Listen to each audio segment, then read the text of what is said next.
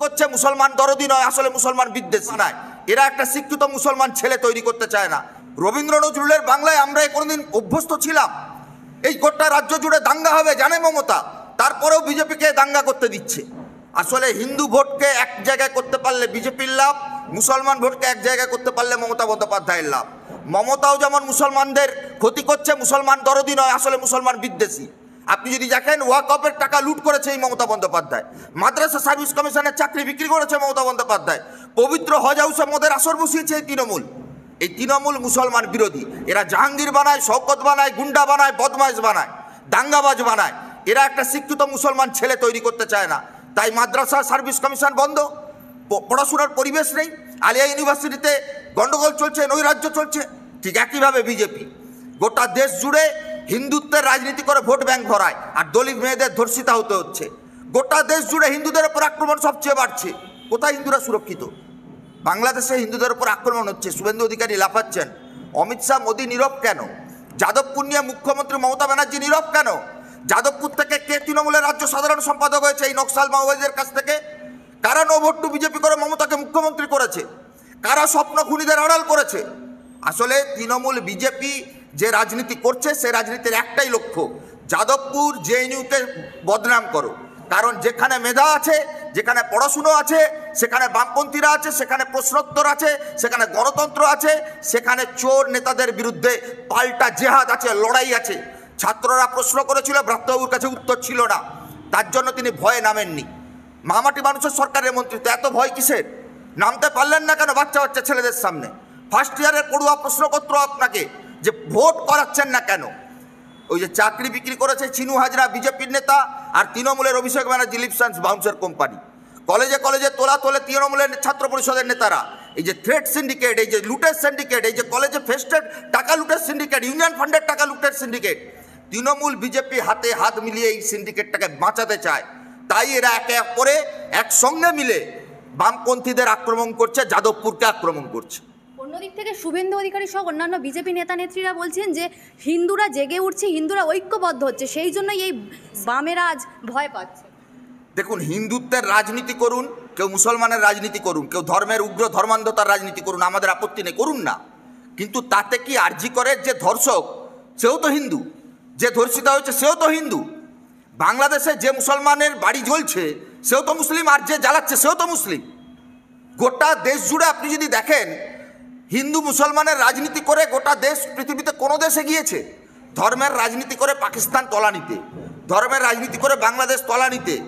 ধর্মনিরপেক্ষতার রাজনীতি করি বলেই এখনও অবধি ভারতবর্ষের অর্থনৈতিক পরিস্থিতি বিপন্ন হয়নি।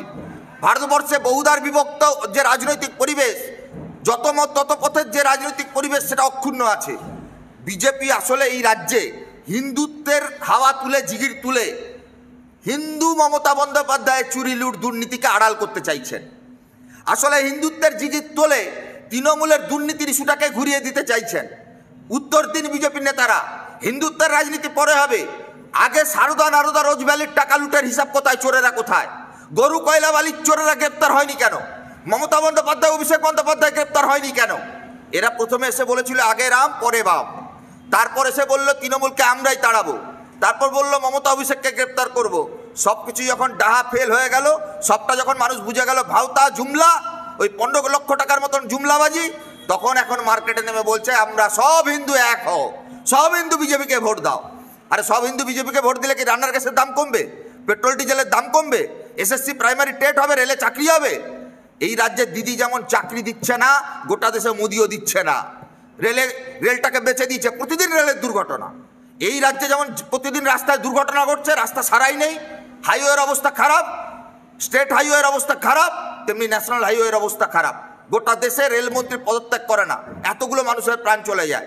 এরা বড় লোকেদের সরকার, এরা কর্পোরেট হাউসের টাকায় রাজনীতি করতে চায়, এরা গরিব মধ্যবিত্ত প্রান্তিক মানুষের বিরোধী। সেই কারণে মানুষের রুটি রুজির লড়াইকে দুর্বল করতে ধর্মের রাজনীতিকে সামনে আনতে চাইছে। বাবুল সুপ্রিয় বলছে যে এই বামেদেরকে চিনে নিন, কোনো আদর্শ নয় এদের, 34 বছর শুধু গুন্ডামি করেছে। দেখুন, বাবুল সুপ্রিয় যাদবপুরে মার খাওয়ার পর বিজেপি থেকে তৃণমূল হয়ে গেছে। আমরা জানি যে দুদিন পর ব্রাত্য বসুরা তৃণমূল থেকে বিজেপি হতে 2 মিনিট টাইম নেবে না। এই বাবুল সুপ্রিয়রা 2 মিনিট অন্তর জামা পাল্টায়, কিন্তু যাদবপুরের রং পাল্টায় না। যাদবপুর শাসক বিরোধী, অন্যায়ের বিরুদ্ধে দাঁড়ায়, দুর্নীতির বিরুদ্ধে দাঁড়ায়, দাঙ্গাবাজদের বিরুদ্ধে দাঁড়ায়। স্বাভাবিকভাবে 34 বছর যাদবপুরে আমরা ইউনিয়নে ছিলাম, ক্ষমতায় ছিলাম, এটা মিথ্যা কথা, উনি জানেন না। গোটা রাজ্যের মানুষ জানে 34 বছরে যখন বামেরা ক্ষমতায়, তখন 2009-10 সালে বুদ্ধদেব ভট্টাচার্যের বিরুদ্ধে যাদবপুরে প্রতিবাদ হয়েছে। যখন কংগ্রেস ক্ষমতায় জেএনইউতে ইন্দিরা গান্ধীর বিরুদ্ধেও আমরা প্রতিবাদ করেছি। যখন কংগ্রেস ক্ষমতায় মনমোহন সিংয়ের বিরুদ্ধেও আমরা প্রতিবাদ জানিয়েছি। কিন্তু মনমোহন সিং হোক, ইন্দিরা গান্ধী হোক কিংবা বুদ্ধদেব ভট্টাচার্য, তারা কেউ ছাত্রকে গাড়ি চাপা দেয়নি। বাবুল সুপ্রিয়রা এই রাজ্যে সংখ্যালঘু ছাত্রকে বলে বাংলাদেশে পাঠিয়ে দেবো, দিয়ে ধর্মীয় গেরুয়া পতাকা ছেড়ে এখন ধর্মনিরপেক্ষ, মেকি ধর্মনিরপেক্ষ মমতা বন্দ্যোপাধ্যায়ের রাজনীতি করে। আসলে দুটোই তো ধর্মান্ধতার রাজনীতি। একদিন অবধি দাঙ্গাবাজ বাবুল সুপ্রিয় ছিল মুসলমান বিরোধী, তারপর হয়ে গেল ধর্মনিরপেক্ষ বাবুল সুপ্রিয় হিন্দু বিরোধী। এদেরকে মানুষ বিশ্বাস করে? যে ব্রাত্য বসু তার নাটকের ডায়লগে বলতেন কামাওবাদীর থেকে মাওবাদী ভালো, আজকে সেই ব্রাত্য বসুর কাছে মাওবাদীরা খারাপ হয়ে গেল। কারণ এরা ক্ষমতায় দিয়ে দুর্নীতি, লুট, চুরিতে নিমজ্জিত। এরা ধর্মের রাজনীতি, যাদবপুরের রাজনীতি, যাদবপুরকে কালিমালিপ্ত রাজনীতি করার বাইরে এদের চুরি, লুট, দুর্নীতিটাকে আড়াল করতে চায়।